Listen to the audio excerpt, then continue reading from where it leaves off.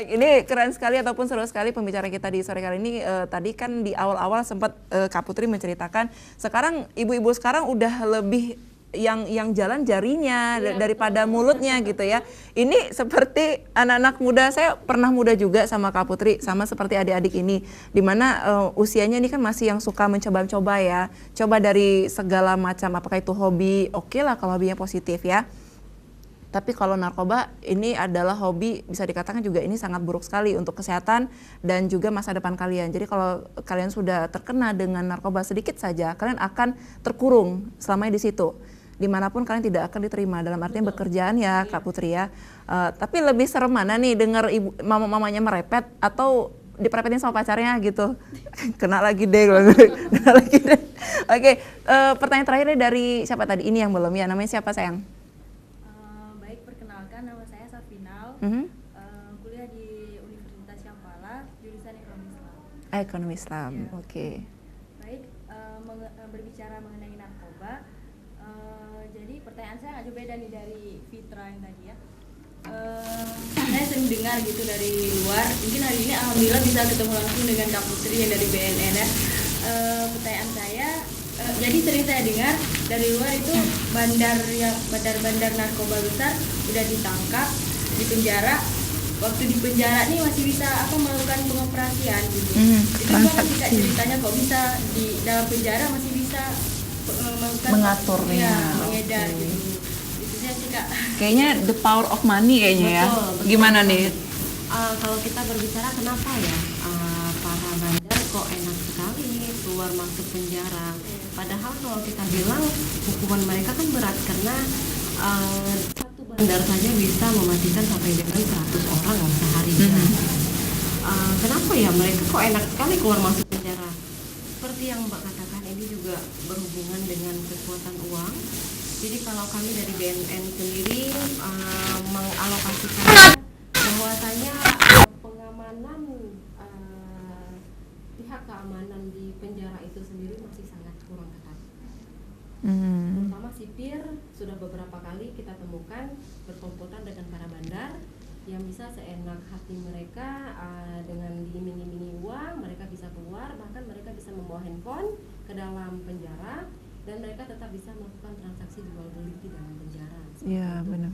Dan jadi satu hal lagi yang saya katakan bahwasanya pengawasan di penjara belum sepenuhnya ketat.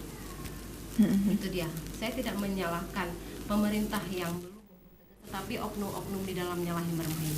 Seperti itu. Kalau kita katakan kok pemerintahnya nggak tegas, ya pemerintah sudah sangat cukup tegas untuk masalah narkoba ini. Bahkan Jokowi sendiri sudah mengatakan kalau undang-undang memperbolehkan kita door. Sering dengar ya sekarang. Tembak di tempat ya. Tidak lagi memikirkan hak asasi manusianya, tetapi kita memikirkan berapa ratus orang yang sudah meninggal karena kecanduan narkoba. Jadi sekarang BNN sendiri mungkin sering adik-adik dengar ya di Haba Aceh itu pihak BNN, polisi BNN menembak mati bandar narkoba yang melakukan perlawanan. Untuk tahun ini saja sudah ada berapa orang yang ditembak mati karena mencoba melakukan perlawanan itu sendiri. Jadi kenapa bandar-bandar itu bisa seenak hati keluar penjara? Itu tadi karena mereka bisa menyogok sipirnya secara diam-diam. Biasanya ada waktu-waktu tertentu yang mereka bisa keluar masuk. Bahkan kamar-kamar mereka juga bisa kita katakan agak sedikit elit ya, VIP ya. Iya, benar-benar. Karena mereka juga memfasilitasi supir dengan berbagai macam uang. Uangnya gampang kok didapat, makanya mereka juga gampang sekali mengeluarkan uang itu. Iya, Kak Putri, kita ada di screen terakhir nih. Nah, kita sebagai orang tua bagaimana sih aware? Artinya kita harus berhati-hati untuk mengetahui ciri-ciri anak kita yang sudah kecanduan narkoba, kemudian bagaimana solusi kedepannya untuk anak-anak kita. Betul sekali.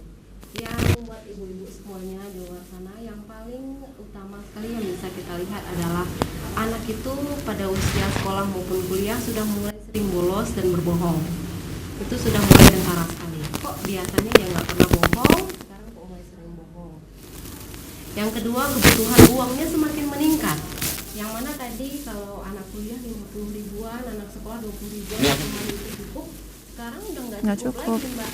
Iya. Alasannya itu dia harus nambah mata kuliah, harus nambah jam les. Jadi ibu-ibunya juga harus aware. Sesekali boleh diikutin anaknya yang masih sekolah kalau memang katanya dia ada latihan futsal, ayo sesekali jalan sama ayahnya, yuk kita tengok anak kita main futsal, yuk apa bener anak kita main futsal.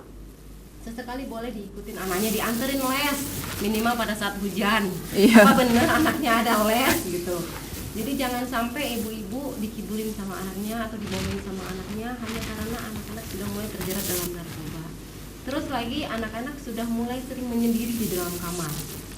Jadi ibu-ibu, kalaupun kita sudah mulai memberikan fasilitas kamar sendiri sebagai privasi anak-anak, tapi kita juga harus sesekali kita tok-tok-tok, ngapain ya di dalam kamar? Apa iya memang main HP? Apa iya memang chatting sama pacarnya? Sekali bolehlah kita ngomong ibu dan anak itu sebagai teman. Iya, benar. Datanglah pacarnya ke rumah atau ajakin makan di luar, ajaklah mama ngopi sama temennya. Jangan cuma anak ngopi sama teman-temannya tapi kita nggak tahu gitu anaknya sama siapa. Kita boleh mulai mengecek kamar anak.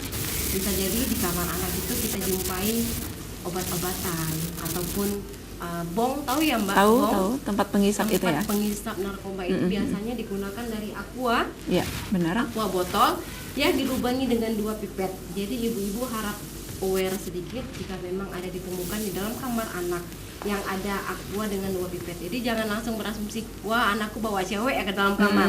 Jadi seperti mesra gitu, satu gelas berdua. Bukan. Jadi ini adalah bong yang mana dijadikan sebagai alat hisap menggunakan sabu. Oke, ini sepertinya ibu idaman banget ya. Boleh gitu pacaran, ajak makan segala macam. Kalau saya boro-boro deh. Sekarang harus seperti itu Mbak. Harus ya. Rangkul. Benar-benar. Zaman sekarang enggak seperti kita dulu. Yang kalau dilirik sama cowok aja kayaknya takut. Kalau ditelepon sama cowok, bilang aja. Kalau sekarang enggak lagi. Kita anak 90-an ya. Betul sekali. Oke. Nah, untuk Kamisna, apa sih pesan? Ada nggak sih pesan harapan untuk anak-anak muda di luar sana yang katanya daripada duduk nongkrong di warung kopi nggak jelas, mendingan ngapain ini? Pesan harapan dari saya sendiri dan juga dari teman-teman dari GEMA Desantara kepada generasi muda, khususnya generasi muda di Aceh, ayo sama-sama kita manfaatkan potensi yang ada pada diri kita sendiri dan kenali potensi diri Anda, bahwasanya kita itu unik, kita itu punya sesuatu yang memang bisa kita banggakan dan bisa kita kembangkan. Isilah hari-harimu itu dengan kegiatan-kegiatan yang positif, yang bermanfaat dan dapat memberikan hal yang sangat luar biasa untuk diri sendiri, untuk keluarga, orang tua, agama dan daerahnya masing-masing. Wow, luar biasa sekali tamu kita di sore kali ini. Saya juga bisa berpesan untuk teman-teman di luar sana ya, untuk lebih memperhatikan lagi lingkungan. Apalagi kita orang tua harus lebih kritis lagi berpikirnya ya Kak Putri ya. Karena memang untuk anak-anak usia sekolah SD saja ini sudah dicocoki dengan barang-barang haram tersebut dari yang berbentuknya permen ya. Yang harga cuman cibuan kata anak saya ya. Minta uang mah, untuk apa beli permen cibuan. Nah, jadi kita memang harus mengikuti kemana dia belanja dan barang apa ataupun makanan apa yang dibelanjakan. Jadi memang semuanya kembali ke diri kita masing-masing. Untuk adik-adik juga, jaga pesan orang tua, jaga kepercayaan orang tua yang sudah diberikan. Ini rata-rata kuliahnya berasalnya dari luar daerah, Banda Aceh semuanya. Alhamdulillahnya masih dekat sama keluarganya, jadi masih bisa dikontrol juga. Lebih mementingkan lagi bagaimana kalian memilih teman. Lingkungan ini menyebabkan baik dan buruknya kita ya Kak Putri ya.